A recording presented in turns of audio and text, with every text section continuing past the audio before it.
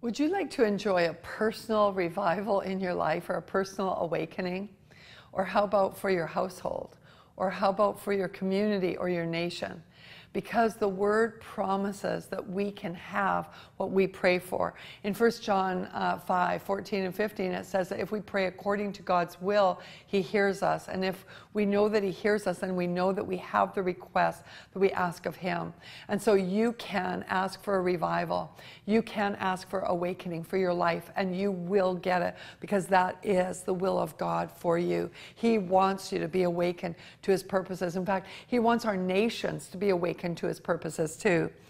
In Luke chapter 9, in verse 28, it says, some 8 days after these sayings, Jesus took along Peter and John and James and went up on the mountain to pray. And so He took His 3 closest disciples with Him into the mountain to pray. And it says, and while He was praying, the appearance of His face became different, and His clothing became white and gleaming. Things happen to you while you pray. Just recently, the Lord's been really speaking to me in regards to our ministry of enhancing, increasing, and focusing more on intercession and prayer for revival and awakening. And we're just going to go after it in this next season, because can you imagine what it would be like if a Spirit-filled revival, I mean, let's imagine your life being filled with the conviction of the Spirit, the power of the Spirit, the presence of the Spirit of God, and then from you comes a shadow of that glory into everywhere you go, just like what happened with Charles Finney. In the Second Great Awakening, he would go into a room and people would fall under the conviction.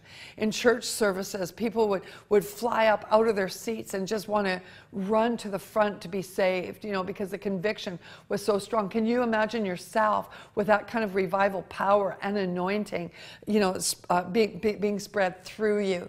Can you imagine that? Because if you can see it, you can have it.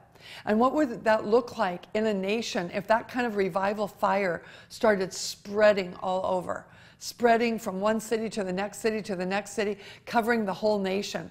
And through media today, not only can we go into from city to city to city, but you can go to nation, all at the flick of a switch, all just pressing a send button. You can send something out to all the nations. Over television networking, over movies, over the internet, you can reach the nations with a saturation of message at this hour.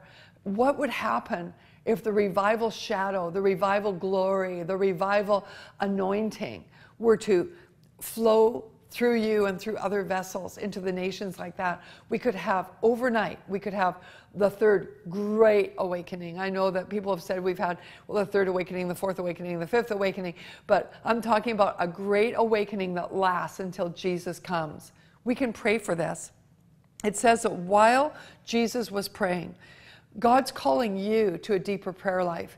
He's calling you to more prayer focus. He's calling you to get into your prayer closet, lock yourself in there, and pray to your Father in heaven and storm, because what you pray for according to His will, He is going to give to you.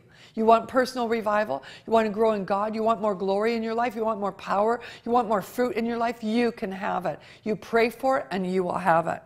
And while you're praying, you'll be just like Jesus. Your appearance will change. The way you do things will change. The way that you look will change. Look what happened with Moses when he was on the mountaintop with God.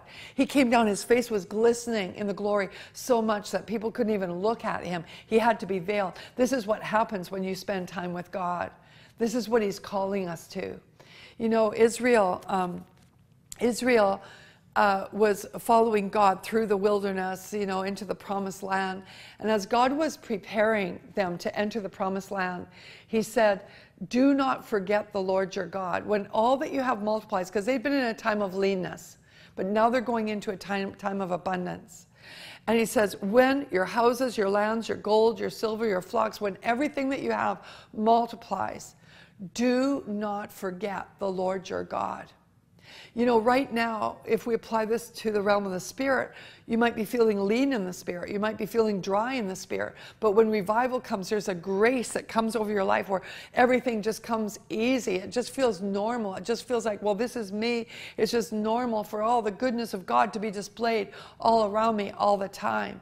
But the Lord says, in the time of increase, when everything increases, when revival, when awakening hits and everything explodes around you because of the goodness of God, he says, beware, do not forget the Lord your God. It's found in Deuteronomy 8. Read the whole chapter. Do not forget the Lord your God. And I was asking the Lord about that. I was saying, well, Lord, why would we forget you when everything's going so good? That would be the time when we'd be reminded of you.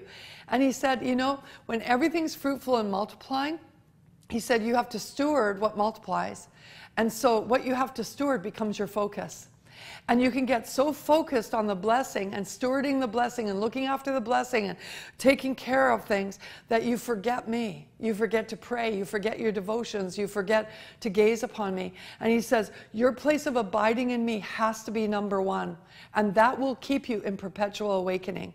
That will keep you in perpetual revival. And that's what I'm going after. You know, we found even in our ministry, we're so blessed that blessings come upon us and overtake us. In fact, we just keep getting more and more and more fruitfulness, which is awesome. But all that fruit has to be stewarded. And it takes time. It takes administration. It takes implementation. It takes so much time.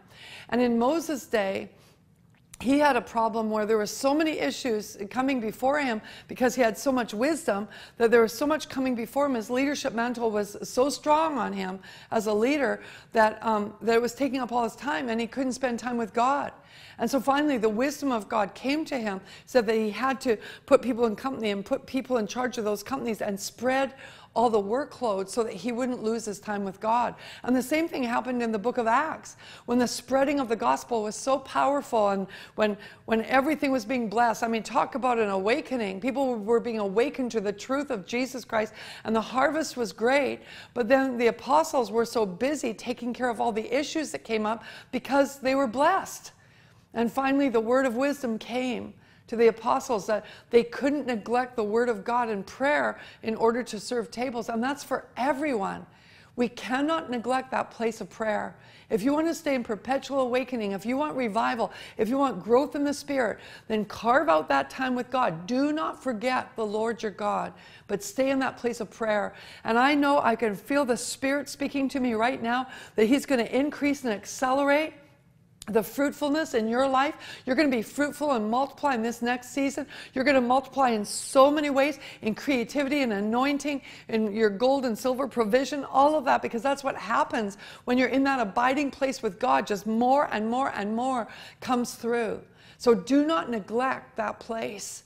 When things get blessed, when everything in your life gets blessed, do not neglect that place. Get into your prayer closet now. Close the door behind you and pray, pray, pray according to the will of God. Learn to become a great, focused prayer warrior for the purposes of God to be released in your life. And you will have a life overflowing with blessing. And once that is birthed, don't leave the place of prayer. In fact, increase it. Increase it. We have some tools in our store that will help you tremendously. In fact, we have a set. It's a large CD set. It's called Fire, Fervent Intercession for Revival and Evangelism.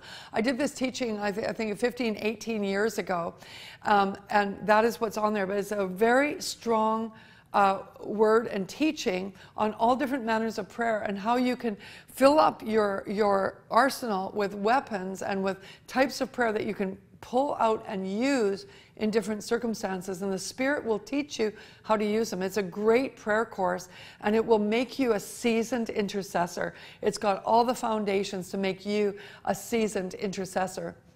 And then I also have a newer and a smaller CD set. It's called Increasing Your Prayer Power.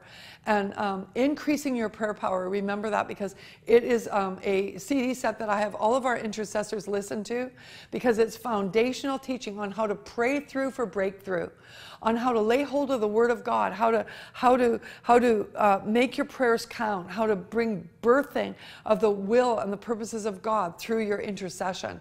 It's just a 4 CD weighty teaching, but it's a very powerful teaching. It's what I use to help our ministry intercessors get to a place where they need to be.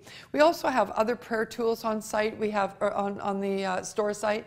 We have a teaching on Prayer Shield, and it's got a manual that goes with it. That teaches you how to pray for leaders and how to pray for ministers that you serve, or government leaders or household leaders. You might be a leader of your household and you need prayer.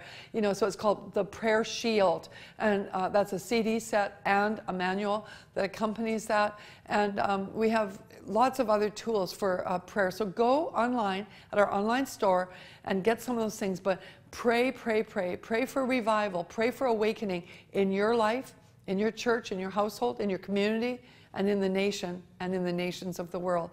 Jesus Christ wants to give us an awakening in the Spirit that will last until He comes. Amen.